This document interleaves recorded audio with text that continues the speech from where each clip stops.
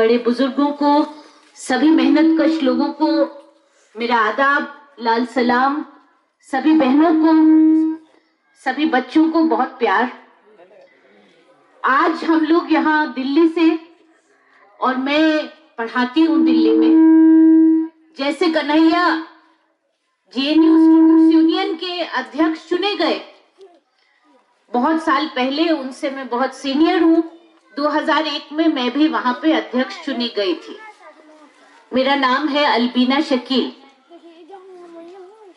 और जेएनयू की तरफ से, यानी वहां जो पहले पढ़े और आज जो पढ़ते हैं, जो पढ़ाते हैं, उन सब की तरफ से हम आपके पास बहुत उम्मीद लेकर आए हैं।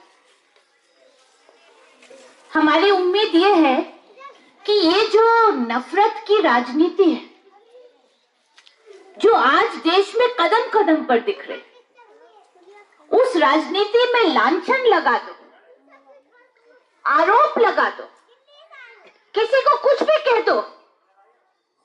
जेएनयू में तो कहानी यहां से शुरू हुई कि भाई लश्कर-ए-तैयबा है,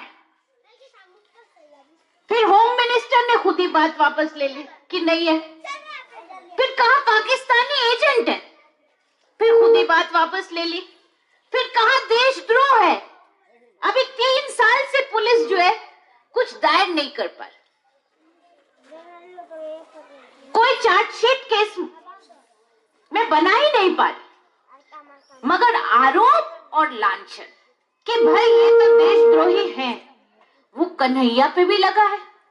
और वो जेएनयू में पढ़ने वाले 8 साढ़े 8 हजार तमाम पढ़ने वाले स्टूडेंट्स पे भी लगा है, वो वहां पढ़ाने वाले टीचर्स पे भी लगा है।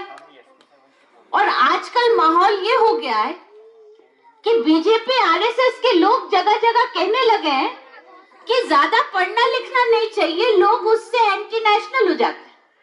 मतलब एक उल्टी मुहिम चल रही। और ऐसी एक यूनिवर्सिटी जहां कन्हैया जैसा कोई पढ़ा, 6 महीने में 285 रुपया फीस है।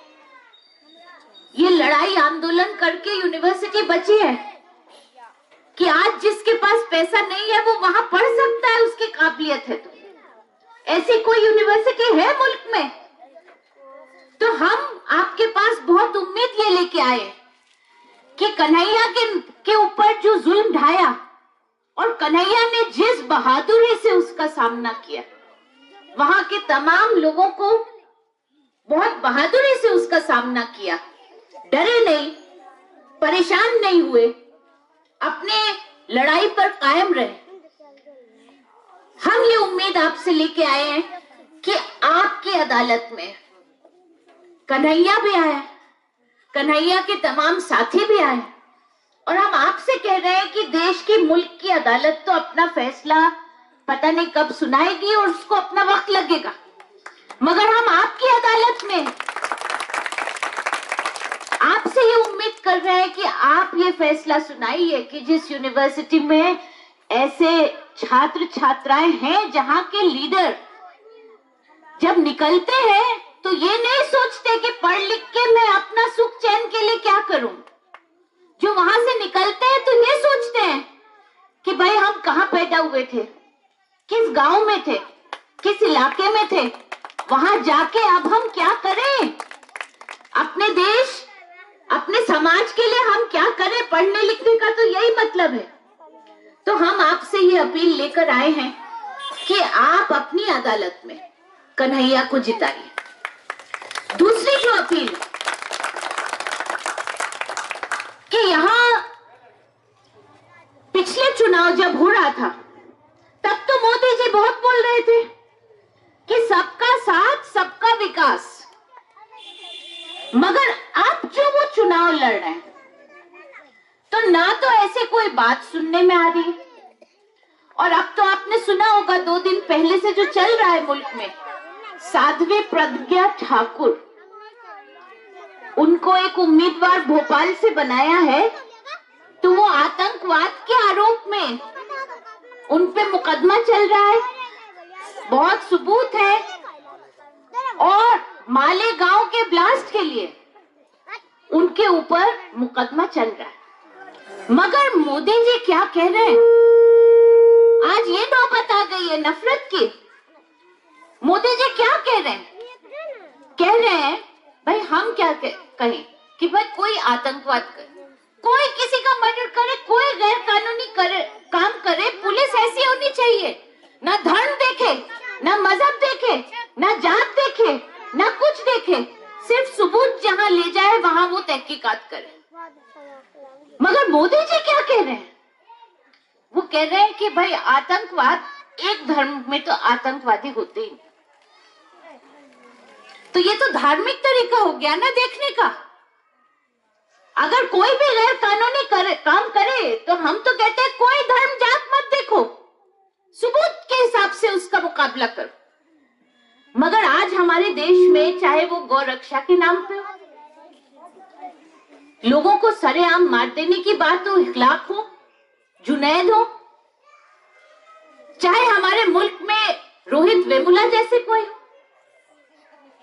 चाहे आरिफा का मामला हो, इतनी छोटी सी मासूम बच्ची,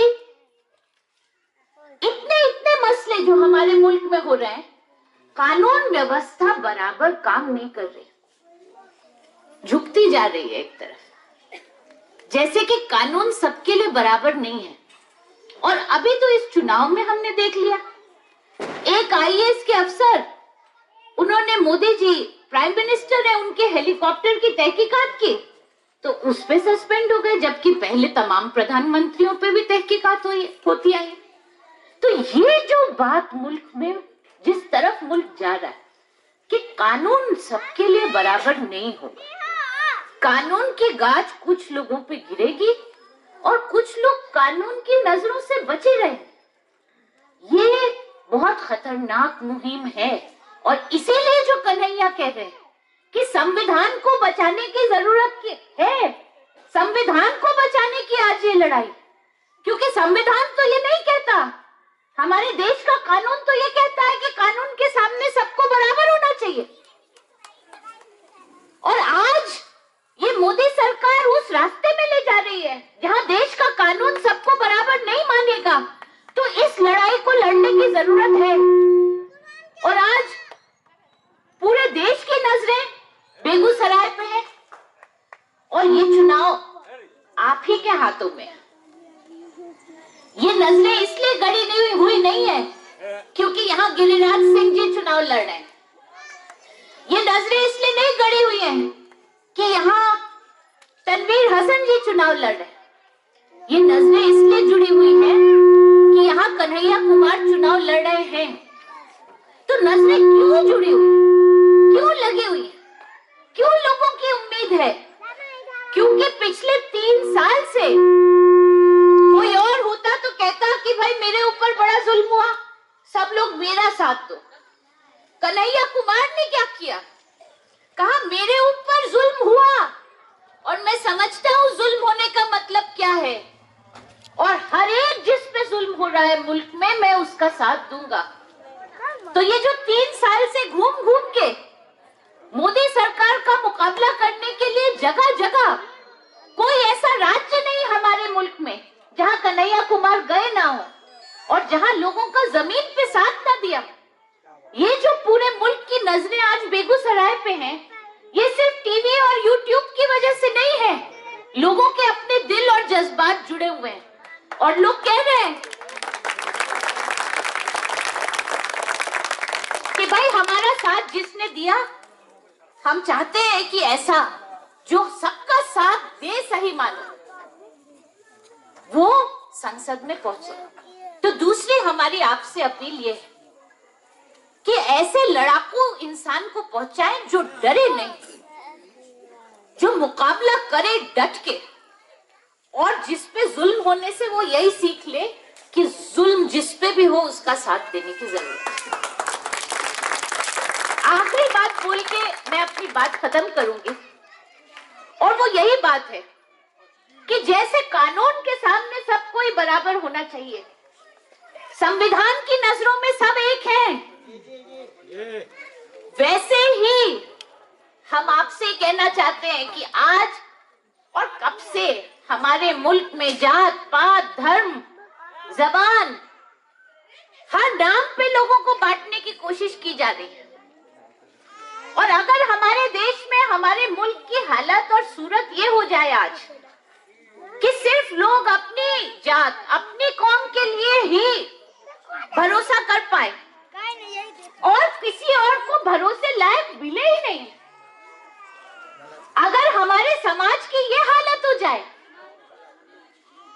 कि भरोसे काबिल कोई है ही नहीं, तब तो मैं कहूंगी कि बहुत बुरे दिन आ जाएंगे। सही माने हमारे मुल्क की अच्छी बात यह है कि हमारे मुल्क में जात पात धर्म के नाम पे लोग बहुत बांटने की कोशिश करते हैं, मगर उसके बावजूद आज भी लोगों में एका है।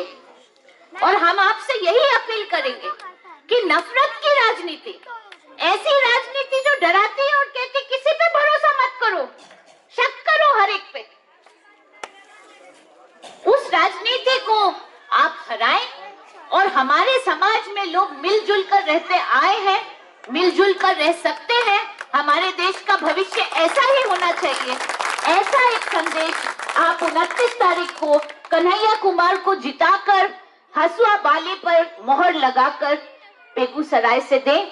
इसी उम्मीद के साथ मैं अपनी बात खत्म करती हूँ। इनकलाब जिंदाबाद।